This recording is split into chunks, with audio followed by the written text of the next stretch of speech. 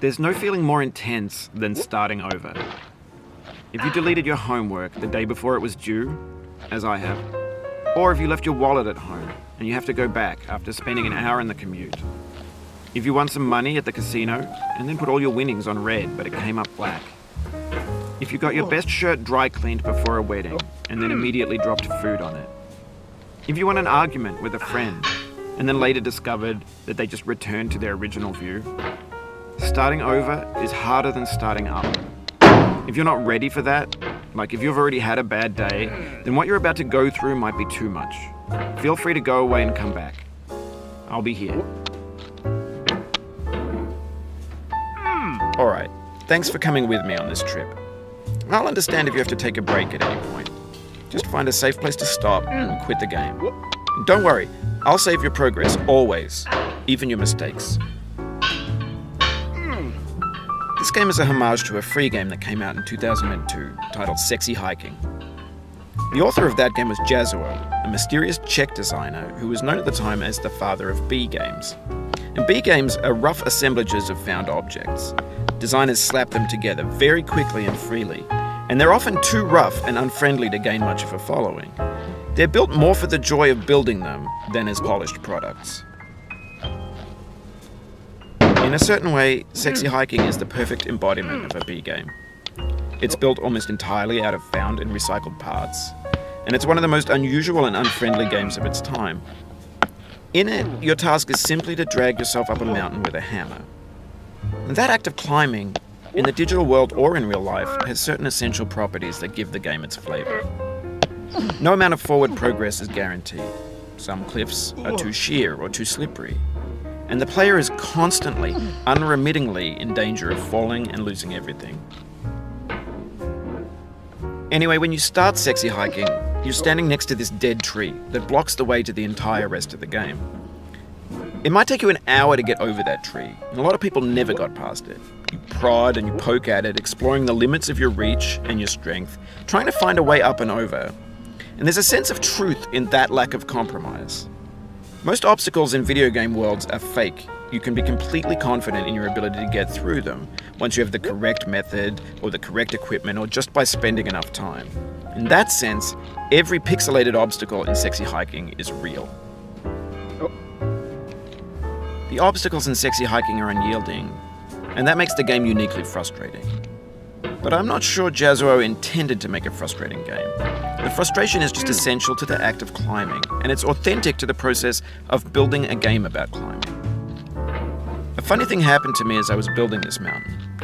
I'd have an idea for a new obstacle, and I'd build it, test it, and it would usually turn out to be unreasonably hard.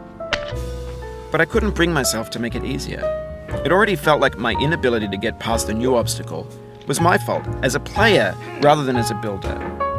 Imaginary mountains build themselves from our efforts to climb them, and it's our repeated attempts to reach the summit that turns those mountains into something real. When you're building a video game world, you're building with ideas, and that can be like working with quickset cement.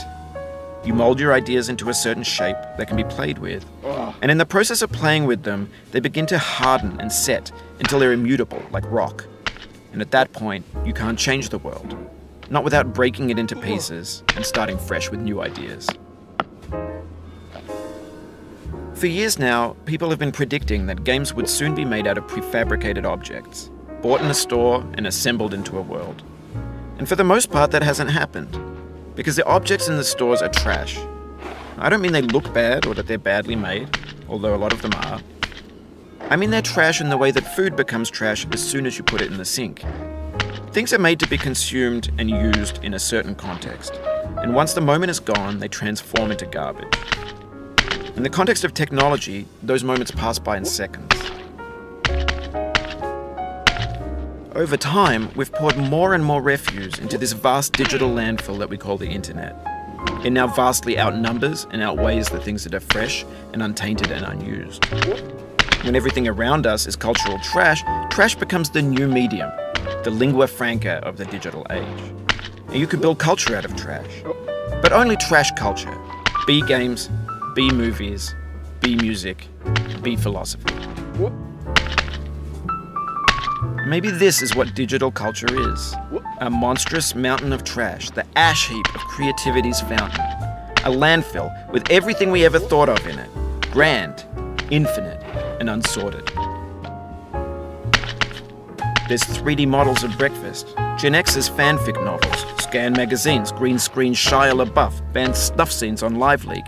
Facebook's got lifelike bots with unbranded adverts and candid shots of Kanye and Taylor Swift mashups, car crash epic failed GIFs, Russian dashcam vids, discussions of McRibs, discarded, forgotten, unrecycled, muddled, rotten, untitled.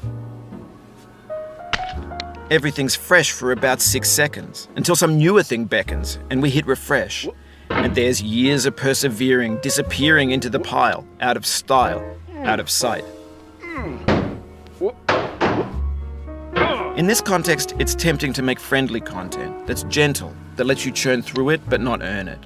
Why make something demanding if it just gets piled up in the landfill, filed in with the bland things?